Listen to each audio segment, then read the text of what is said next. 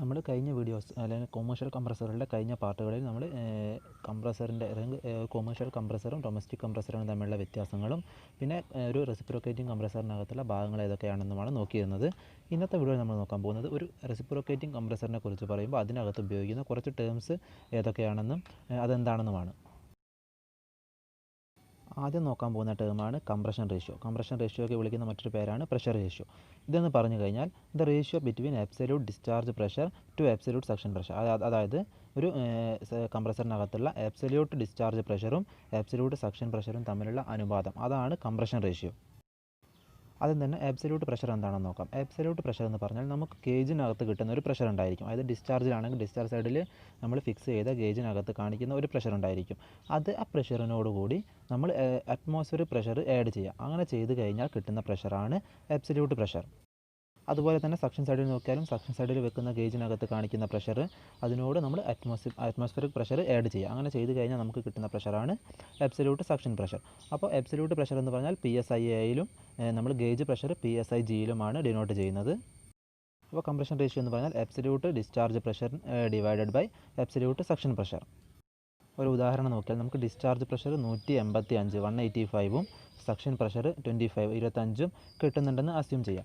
അങ്ങനെ കിട്ടിക്കഴിഞ്ഞാൽ നമ്മൾ ആദ്യം ചെയ്യേണ്ടത്, അത് കാണിക്കുന്നത് ഗേജ് പ്രഷറായിട്ടാണ്, അപ്പോൾ നമ്മൾ ആദ്യം ചെയ്യേണ്ടത് അതിനെ അറ്റ്മോസ്ഫിയറിക് പ്രഷറുമായിട്ട് ആഡ് ചെയ്യാം. അപ്പോൾ 185നെ അറ്റ്മോസ്ഫിയർ പ്രഷറായ 14.7 അല്ലെങ്കിൽ 14.7 ആഡ് ചെയ്യാം. അപ്പോൾ നമ്മൾ 14.7 ഒന്ന് റൗണ്ട് ചെയ്ത് 15 ആക്കി എടുക്കുകയാണ്. അപ്പോൾ ഡിസ്ചാർജ് പ്രഷറിന് ആഡ് ചെയ്യുമ്പോൾ 185 + 15, അപ്പോൾ കിട്ടുന്നത് ഒരു 200 കിട്ടി.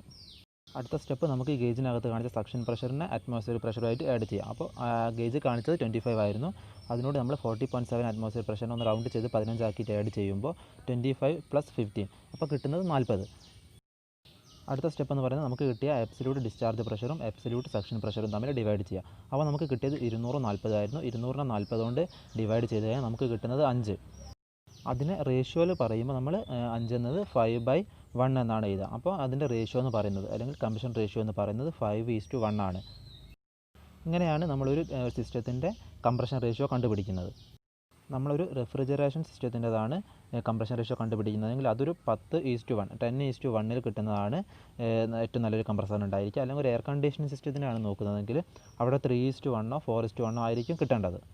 ആ റേഷ്യോയിൽ ഈ ഒരു തന്ന റേഷ്യോൻ്റെ വ്യത്യാസം വരുമ്പോൾ നമുക്ക് മനസ്സിലാക്കാൻ കഴിയുന്നത് സിസ്റ്റത്തിന് നമുക്ക് ആവശ്യത്തിനുള്ള പെർഫോമൻസ് കിട്ടുന്നില്ല, നമ്മൾ ഉദ്ദേശിച്ച പെർഫോമൻസ് ആ സിസ്റ്റത്തിന് കിട്ടുന്നില്ല. അതായത് ആ സിസ്റ്റത്തിൻ്റെ എഫിഷ്യൻസി കുറവാണ്. ഒന്നുകൂടി റിപ്പീറ്റ് ചെയ്യുകയാണ്, നമ്മൾ ഏതൊരു ഗേജ് പ്രഷറിനെയും അബ്സല്യൂട്ട് പ്രഷറിലേക്ക് മാറ്റുക എന്ന് പറഞ്ഞു കഴിഞ്ഞാൽ ആ ഗേജ് പ്രഷറിനെ 14.7 അതായത് അറ്റ്മോസ്ഫിയറിക് പ്രഷറുമായിട്ട് ആഡ് ചെയ്യുക. നമ്മൾ റൗണ്ട് ചെയ്യാൻ വേണ്ടിയാണ് 15 കൂട്ടിയത്, പക്ഷേ ആഡ് ചെയ്യേണ്ടത് 14.7 ആണ്. രണ്ടാമത്തെ ടേമാണ് വെറ്റ് കംപ്രഷൻ. നമുക്കറിയാം കംപ്രസറിൻ്റെ ഫംഗ്ഷൻ എന്താണെന്ന്. കംപ്രസർ ചെയ്യുന്നത് ഇവാപ്പറേറ്ററിൽ നിന്നും വരുന്ന low pressure low temperature vapour റെഫ്രിജറൻറ്റിനെ കംപ്രസ് ചെയ്ത് high pressure high temperature vapour റെഫ്രിജറൻ്റാക്കി മാറ്റുകയാണ്. പക്ഷേ എന്തെങ്കിലും ഒരു കാരണവശാൽ ഇവാപ്പറേറ്ററിൽ നിന്നും വരുന്ന റെഫ്രിജറൻറ്റ് കംപ്ലീറ്റ് ആയിട്ട് വേപ്പറൈസ് ആയിട്ടില്ല, അതിനകത്ത് ലിക്വിഡ് ഫോമിലുള്ള റെഫ്രിജറൻറ്റ് ഉണ്ടായിരിക്കുകയാണെന്ന് വിചാരിക്കാം. അങ്ങനെ വരുന്ന കംപ്രസർ ഏത് റെഫ്രിജറൻ്റ് ആയാലും അത് സക്ക് ചെയ്തെടുക്കും, വലിച്ചെടുക്കും. അങ്ങനെ വലിച്ചെടുക്കുമ്പോൾ നമ്മുടെ കംപ്രസറിൻ്റെ സിലിണ്ടറിനകത്തേക്ക് ഈ ലിക്വിഡ് റെഫ്രിജറൻറ്റ് എൻ്റർ ചെയ്യുകയും കംപ്രസർ ഈ ഒരു ലിക്വിഡ് റെഫ്രിജറൻറ്റിനെ കംപ്രസ് ചെയ്യുകയും ചെയ്യാം. ഈ ഒരു പ്രവർത്തനത്തിന് പറയുന്ന പേരാണ് വെറ്റ് കംപ്രഷൻ. അങ്ങനെ വെറ്റ് കംപ്രഷൻ നടക്കുന്നത് കംപ്രസറിൻ്റെ ലൈഫിനെ ബാധിക്കും, ലൈഫ് കുറയാൻ വേണ്ടി കാരണമാകും. മാത്രമല്ല ഈ ഒരു വെറ്റ് കംപ്രഷൻ നടക്കുന്നതിന് കാരണം എന്താണെന്ന് നമുക്ക് മനസ്സിലാക്കാൻ കഴിയുന്നത്, നമ്മുടെ ഇവാപ്പറേറ്റർ കോയിലിനകത്തേക്ക് ആവശ്യത്തിലധികം റെഫ്രിജറൻറ്റ് എൻ്റർ ചെയ്യുക, ലിക്വിഡ് റെഫ്രിജറൻറ്റിനെ എൻ്റർ ചെയ്യുക. ഈ ഒരു പ്രശ്നം കൊണ്ടാണ് നമുക്കിവിടെ ഈ ഒരു വെറ്റ് കംപ്രഷൻ്റെ പ്രോബ്ലം ഉണ്ടാകുന്നത്. അതായത് ലോഡിനനുസരിച്ചിട്ടുള്ള റെഫ്രിജറൻ്റ് അല്ല നമ്മുടെ ഇവാപ്പറേറ്റർ കോയിലിനകത്തേക്ക് നമ്മൾ ഫെഡ് ചെയ്യുന്നത്. ഈ ഒരു റീസൺ മനസ്സിലാക്കിയാൽ നമുക്ക് ഇവിടെ വെറ്റ് കംപ്രഷൻ നടക്കുന്നുണ്ടെന്ന് മനസ്സിലാവും. ഈ വെറ്റ് കംപ്രഷൻ നടക്കുന്നത് കൊണ്ട് സിസ്റ്റത്തിൻ്റെ ലൈഫിനെ അത് ബാധിക്കുകയും ചെയ്യും. അടുത്ത ടേമാണ് ക്ലിയറൻസ് വോളിയം. ക്ലിയറൻസ് വോളിയം എന്ന് പറഞ്ഞാൽ നമ്മുടെ കംപ്രസർ എല്ലാ സമയവും TDCയിൽ നിന്നും BDCയിലേക്കും BDCയിൽ നിന്നും TDCയിലേക്കും അതിൻ്റെ പിസ്റ്റൺ ചലിച്ചുകൊണ്ടേയിരിക്കും. അങ്ങനെ ചലിച്ചുകൊണ്ടിരിക്കുമ്പോൾ നമ്മുടെ പിസ്റ്റൺ ഏറ്റവും ടോപ്പിലെത്തുക, അതായത് TDC പൊസിഷനിലെത്തുമ്പോൾ നമ്മുടെ പിസ്റ്റൻ്റെ ടോപ്പും ഈ വാൽവ് പ്ലേറ്റും തമ്മിൽ ഒരു ചെറിയൊരു ഗ്യാപ്പ് ഉണ്ടാകും. ആ ഗ്യാപ്പിന് പറയുന്ന പേരാണ് ക്ലിയറൻസ് വോളിയം. ക്ലിയറൻസ് വോളിയം ഉള്ളതുകൊണ്ട് നമുക്ക് ഉപകാരമുണ്ട് ഉപദ്രവമുണ്ട്. ഉപകാരം എന്ന് പറയുന്നത് പിസ്റ്റൺ ഇങ്ങനെ മൂവ് ചെയ്യുമ്പോൾ പിസ്റ്റൺ നേരിട്ട് വന്ന് വാൽവ് പ്ലേറ്റിൽ ഇടിക്കുകയും അവിടെ വാൽവ് പ്ലേറ്റ് തകരാറിലാവുകയും ചെയ്യുന്ന ഒരു പ്രശ്നം നമുക്ക് ഒഴിവാക്കാൻ കഴിയും. അതിനുകൊണ്ടുള്ള പ്രശ്നം എന്താണെന്ന് വെച്ച് കഴിഞ്ഞാൽ ഈ ക്ലിയറൻസ് വോളിയത്തിനകത്തൊരു റെഫ്രിജറൻറ്റ് നമ്മൾ കംപ്രസ് ചെയ്ത് കഴിഞ്ഞാൽ അവിടെ കുറച്ച് റെഫ്രിജറൻറ്റ് ബാക്കിയാവും. ഫുള്ള് റെഫ്രിജറൻറ്റ് ഡിസ്ചാർജ് ചെയ്യാതെ കുറച്ച് റെഫ്രിജറൻറ്റ് അവിടെ തന്നെ നിൽക്കും. അപ്പോൾ തിരിച്ച് അടുത്ത റൗണ്ടിൽ അടുത്തൊരു സെക്ഷൻ സ്ട്രോക്കിൽ ഈ കംപ്രസ് ചെയ്ത് കഴിഞ്ഞ് അവിടെ ബാക്കിയായ റെഫ്രിജറൻറ്റിനെയാണ് ആദ്യം ഇത് വലിച്ചെടുക്കുന്നത്. അപ്പോൾ ഈ ഒരു റെഫ്രിജറൻറ്റ് എക്സ്പാൻഡ് ചെയ്യുന്ന അത്രയും വോളിയം നമുക്ക് അവിടെ നഷ്ടമാവും. അത്രയും റെഫ്രിജറൻറ്റ് സക്ക് ചെയ്തെടുക്കാതെ ആവും. അപ്പോൾ അതൊരു പ്രശ്നമുണ്ട്. അപ്പോൾ അതുകൊണ്ട് തന്നെ ക്ലിയറൻസ് വോളിയം മിനിമം ആക്കിയിട്ടാണ് നമ്മൾ ഒരു കംപ്രസർ ഡിസൈൻ ചെയ്യുമ്പോൾ ഈ എഞ്ചിനീയർ സെറ്റ് ചെയ്യുന്നത്. ക്ലിയറൻസ് വോളിയം കൂടിക്കഴിഞ്ഞാൽ അവിടെ ബാക്കിയാവുന്ന റെഫ്രിജറൻറ്റിൻ്റെ അളവ് കൂടുകയും നമുക്ക് അതിൻ്റെ എഫിഷ്യൻസി അല്ലെങ്കിൽ അതിൻ്റെ ഒരു പെർഫോമൻസ് ആവശ്യത്തിനുള്ളത് കിട്ടുകയുമില്ല. ഇനി അത് വളരെ കുറഞ്ഞു പോയാൽ പിസ്റ്റൺ വാൽവിൽ ഇടിച്ചിട്ട് അവിടെ പിസ്റ്റൻ്റെ വാൽവ് പ്ലേറ്റ് തകരാറിലാവാൻ ഒരു സാധ്യതയുമുണ്ട്. അപ്പോൾ ക്ലിയറൻസ് വോളിയം എന്താണെന്ന് വെച്ച് കഴിഞ്ഞാൽ പിസ്റ്റൻ്റെ ടോപ്പും വാൽവ് പ്ലേറ്റും തമ്മിലുള്ള ഇടയിലുള്ള ചെറിയൊരു ഗ്യാപ്പ്, അതാണ് ക്ലിയറൻസ് വോളിയം. അടുത്ത term piston displacement. Piston displacement ഞാൻ ജസ്റ്റ് ഒന്ന് വായിക്കുകയാണ്. This is the volume of refrigerant displaced by the piston of the compressor when it moves from B D C to T D C. എന്ന് പറഞ്ഞാൽ compressor എപ്പോൾ B D സിയിൽ നിന്നും T D സിയിലേക്ക്, നമുക്കറിയാം ടി ഡി സിയിൽ നിന്ന് B D സിയിലേക്ക് സക്ഷൻ സ്ട്രോക്കും ബി ഡി സിയിൽ നിന്നും ടി ഡി സിയിലേക്കും ഡിസ്ചാർജ് സ്ട്രോക്കും ഉണ്ടായിരുന്നു. അപ്പോൾ എപ്പോൾ ഡിസ്ചാർജ് സ്ട്രോക്ക് നടക്കുന്നോ അപ്പോൾ ഈ ഒരു സിലിണ്ടറിനകത്ത് അല്ലെങ്കിൽ നമ്മുടെ ഈ പിസ്റ്റൺ എത്ര വോളിയം റെഫ്രിജറൻറ്റിനെ ഡിസ്ചാർജ് ചെയ്യുന്നു ആ ഒരു അളവിന് പറയുന്ന പേരാണ് പിസ്റ്റൺ ഡിസ്പ്ലേസ്മെൻറ്റ്. അല്ലെങ്കിൽ സിമ്പിളായി പറയുമ്പോൾ നമ്മൾ ഡിസ്ചാർജിനകത്ത് കിട്ടുന്ന ഡിസ്ചാർജ് ചെയ്യുന്ന റെഫ്രിജറൻറ്റിൻ്റെ അളവ്, അതാണ് പിസ്റ്റൺ ഡിസ്പ്ലേസ്മെൻറ്റ് എന്ന് പറയുന്നത്. അടുത്ത ടേമാണ് കംപ്രസർ ഡിസ്പ്ലേസ്മെൻറ്റ്. കംപ്രസർ ഡിസ്പ്ലേസ്മെൻറ്റ് എന്ന് പറഞ്ഞാൽ നമ്മൾ തൊട്ട് മുമ്പ് പറഞ്ഞ പിസ്റ്റൺ ഡിസ്പ്ലേസ്മെൻറ്റുമായിട്ട് ബന്ധമുള്ള ഒരു ടേമാണ്. കംപ്രസർ ഡിസ്പ്ലേസ്മെൻറ്റ് എന്ന് പറഞ്ഞാൽ the product of piston displacement and R P M. അതായത് പിസ്റ്റൺ ഡിസ്പ്ലേസ്മെൻറ്റ് നമുക്ക് തൊട്ട് മുമ്പ് കിട്ടിയ പിസ്റ്റൺ ഡിസ്പ്ലേസ്മെൻറ്റും ഈ സിസ്റ്റത്തിൻ്റെ വർക്ക് ചെയ്യുന്ന മോട്ടറിൻ്റെ ആർ പി എം തമ്മിലുള്ള പ്രൊഡക്റ്റ്, അതായത് piston displacement into R P M, അതാണ് കംപ്രസർ ഡിസ്പ്ലേസ്മെൻറ്റ്. അപ്പോൾ അതിനുവേണ്ടി നമ്മൾ ജസ്റ്റ് മനസ്സിലാക്കാൻ വേണ്ടി നമ്മൾ ചെറിയൊരു കാൽക്കുലേഷൻ നോക്കാം, അല്ലെങ്കിൽ ചെറിയൊരു ഉദാഹരണം നോക്കാം. നമ്മളൊന്ന് അസ്യൂം ചെയ്യാം. പിസ്റ്റൺ ഡിസ്പ്ലേസ്മെൻറ്റ് നമുക്ക് കിട്ടിയത് ഒരു 100 cc ആണെന്ന് വിചാരിക്കുക. 100 cc എന്ന് പറഞ്ഞാൽ 100 ക്യൂബിക് സെൻറ്റിമീറ്റർ. പിന്നെ ആർ പി എം കിട്ടിയത് ഒരു 600 RPM, 600 RPM കിട്ടി. അപ്പോൾ കംപ്രസർ ഡിസ്പ്ലേസ്മെൻറ്റ് എന്ന് പറയുന്നത് 100 cc ഇൻറ്റു 600 RPM. അപ്പോൾ കിട്ടുന്നത് 60,000 cc പെർ മിനിറ്റ്. അതാണ് നമുക്ക് ഇപ്പോൾ ടോട്ടൽ കിട്ടിയ കംപ്രസർ ഡിസ്പ്ലേസ്മെൻറ്റ്. അടുത്ത ടേമാണ് വോളിയോമെട്രിക് എഫിഷ്യൻസി. നമ്മൾ റെസിപ്രോക്കേറ്റിംഗ് കംപ്രസറിൻ്റെ ഈ പറഞ്ഞ ടേമുകളിലെല്ലാം ഏറ്റവും ഇമ്പോർട്ടൻ്റ് ആയിട്ടുള്ള ഒരു ടേമാണ് വോളിയോമെട്രിക് എഫിഷ്യൻസി. അപ്പോൾ വോളിയോമെട്രിക് എഫിഷ്യൻസി എന്ന് പറയുന്നത് ഞാൻ ജസ്റ്റ് ഒന്ന് വായിക്കാം. The ratio of the actual volume of the gas entering the cylinder to the displacement volume is called the volumetric efficiency. എന്ന് പറഞ്ഞാൽ നമ്മുടെ സിലിണ്ടറിനകത്തേക്ക് എൻറ്റർ ചെയ്യുന്ന ഗ്യാസിൻ്റെ വോളിയവും സിലിണ്ടർ അല്ലെങ്കിൽ നമ്മുടെ പിസ്റ്റൺ ഡിസ്പ്ലേസ് ചെയ്യുന്ന അല്ലെങ്കിൽ ഡിസ്ചാർജ് ചെയ്യുന്ന ഗ്യാസിൻ്റെ റെഫ്രിജറൻറ്റിൻ്റെ വോളിയവും തമ്മിലുള്ള റേഷ്യോ, അതിൻ്റെ തമ്മിലുള്ള അനുപാതമാണ് വോളിയോമെട്രിക് എഫിഷ്യൻസി.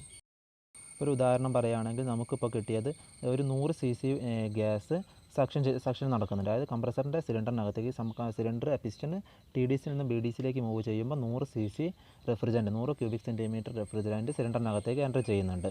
പക്ഷേ ഡിസ്ചാർജ് ചെയ്യുന്നത് ഒരു 70 cc ആണെന്നും വിചാരിക്കുക. അപ്പോൾ നമുക്ക് നമ്മുടെ വോളിയോമെട്രിക് എഫിഷ്യൻസി എന്ന് പറയുന്നത് 70 ഡിവൈഡഡ് ബൈ 100, അതായത് ഡിസ്ചാർജ് ചെയ്ത വോളിയം ഡിവൈഡഡ് ബൈ സക്ഷൻ നടന്ന വോളിയം, അത് ഇൻറ്റു 100 വരുന്നത്, ഇത് പറയുന്നത് പെർസെൻറ്റേജിലാണ്.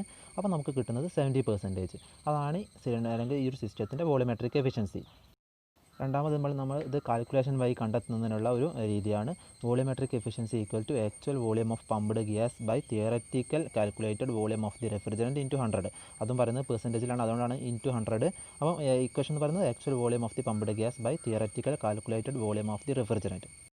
അപ്പോൾ നമ്മൾ ഇതിനെ മനസ്സിലാവുന്ന രീതി പറയുമ്പോൾ actual volume of pumped gas എന്ന് പറഞ്ഞാൽ നമ്മൾ കംപ്രസറിനകത്ത് ഡിസ്ചാർജ് നടന്ന റെഫ്രിജറൻറ്റിൻ്റെ വോളിയം. പിന്നെ theoretical calculated volume of the refrigerant എന്ന് പറഞ്ഞാൽ സിലിണ്ടറിൻ്റെ ഒരു വോളിയം ഉണ്ടാവും, നമ്മൾ കാൽക്കുലേറ്റ് ചെയ്തെടുത്ത സിലിണ്ടറിന് ഒരു വോളിയം ഉണ്ടാവും. അപ്പോൾ അതിൻ്റെ ഈ റേഡിയസും അതിൻ്റെ ഹൈറ്റ് അതൊക്കെ വെച്ച് നമ്മൾ πr² ഇക്വേഷൻ ഉപയോഗിച്ച് കണ്ടെത്തുന്ന ഒരു വോളിയമുണ്ട്. ആ വോളിയവും ഈ നമ്മൾ തൊട്ട് മുമ്പ് കണ്ട ഈ ഡിസ്ചാർജ് ചെയ്യുന്ന റെഫ്രിജറൻറ്റിൻ്റെ വോളിയവും തമ്മിലുള്ള റേഷ്യോ, അതാണ് ഈ വോളിയോമെട്രിക് എഫിഷ്യൻസി കാണാനുള്ള മറ്റൊരു രീതി. അപ്പോൾ നമ്മൾ ഉദാഹരണം എടുത്തു കഴിഞ്ഞാൽ നമ്മളിപ്പോൾ ഒരു 80 cc റെഫ്രിജറൻറ്റ് ഡിസ്ചാർജ് ചെയ്യുന്നുണ്ടെന്ന് വിചാരിക്കുക. അതിൻ്റെ കൂടെ തന്നെ നമ്മുടെ സിലിണ്ടറിൻ്റെ വോളിയം എന്ന് പറയുന്നത് ഒരു 100 cc ആണെന്ന് വിചാരിക്കുക. ഈ 100 cc സക്ഷൻ നടന്ന റെഫ്രിജറൻറ്റിൻ്റെ അളവല്ല, നമ്മൾ തിയററ്റിക്കലി ഈ ഒരു സിലിണ്ടറിൻ്റെ വോളിയം കാൽക്കുലേറ്റ് ചെയ്ത അളവാണ്. 100 cc ആണെന്ന് വിചാരിക്കുക. അപ്പോൾ നമുക്ക് കിട്ടുന്ന ഇക്വേഷൻ എന്ന് പറയുന്നത് 80 ഡിവൈഡഡ് ബൈ 100 ഇൻറ്റു 100. അപ്പോൾ അത് ക്യാൻസൽ ചെയ്തൊക്കെ പോയി കഴിഞ്ഞാൽ അവസാനം കിട്ടുന്നത് 80 ആണ്. അപ്പോൾ 80% ആണ് അപ്പോൾ കാൽക്കുലേറ്റ് ചെയ്ത സിസ്റ്റത്തിൻ്റെ വോളിയോമെട്രിക് എഫിഷ്യൻസി.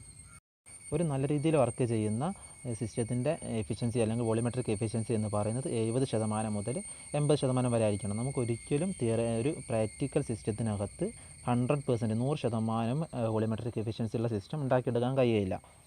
അതുകൊണ്ട് തന്നെ സിസ്റ്റത്തിൻ്റെ വോളിമെട്രിക് എഫിഷ്യൻസി നമ്മൾ കാൽക്കുലേറ്റ് ചെയ്തിട്ട് അതൊരു 70% മുതൽ 80% വരെ കിട്ടുകയാണെങ്കിൽ ആ ഒരു സിസ്റ്റം ഗുഡ് വർക്കിംഗ് നല്ല രീതിയിൽ വർക്ക് ചെയ്യുന്ന ഒരു സിസ്റ്റമാണ്. നമുക്ക് ആവശ്യത്തിനുള്ള ഒരു റിസൾട്ട് ആ ഒരു സിസ്റ്റത്തിനകത്ത് നിന്ന് കിട്ടുന്നുണ്ടെന്ന് നമുക്ക് മനസ്സിലാക്കാം. അപ്പോൾ ഒന്നുകൂടെ റിപ്പീറ്റ് ചെയ്യുകയാണ്. വോളിമെട്രിക് എഫിഷ്യൻസി എന്ന് പറഞ്ഞാൽ നമ്മൾ ഡിസ്ചാർജ് ചെയ്യുന്ന വോളിയവും സക്ഷൻ നടക്കുന്ന വോളിയവും തമ്മിലുള്ള റേഷ്യോ, അല്ലെങ്കിൽ മറ്റു രീതിയിൽ പറയുമ്പോൾ ഡിസ്ചാർജ് ചെയ്യുന്ന ഗ്യാസിൻ്റെ കറക്റ്റ് എത്ര ഡിസ്ചാർജ് ചെയ്തോ ആ വോളിയവും ഡിവൈഡഡ് ബൈ നമ്മൾ തിയററ്റിക്കലി ആ സിലിണ്ടറിൻ്റെ വോളിയം എത്രയാണോ കാൽക്കുലേറ്റ് ചെയ്തത് അതും തമ്മിലുള്ള റേഷ്യോ, അതാണ് വോളിമെട്രിക് എഫിഷ്യൻസി. ഇത് പറയുന്നത് എപ്പോഴും പെർസെൻറ്റേജിലും ആയിരിക്കും. അപ്പോൾ ഇന്നത്തെ വീഡിയോയിൽ നമ്മൾ കണ്ടത് കംപ്രസർ, റെസിപ്രോക്കേറ്റിംഗ് കംപ്രസറിനകത്ത് ഉപയോഗിക്കുന്ന കുറച്ച് ടേംസാണ്. അതിനകത്ത് കംപ്രഷൻ റേഷ്യോ കണ്ടു, വെറ്റ് കംപ്രഷൻ കണ്ടു, ക്ലിയറൻസ് വോളിയം പഠിച്ചു, വോളിയോമെട്രിക് എഫിഷ്യൻസി ഏറ്റവും പ്രധാനപ്പെട്ട ഒരു ഭാഗമാണ് വോളിയോമെട്രിക് എഫിഷ്യൻസി. ഇത്രയും കാര്യങ്ങളാണ് നമ്മൾ പഠിച്ചത്.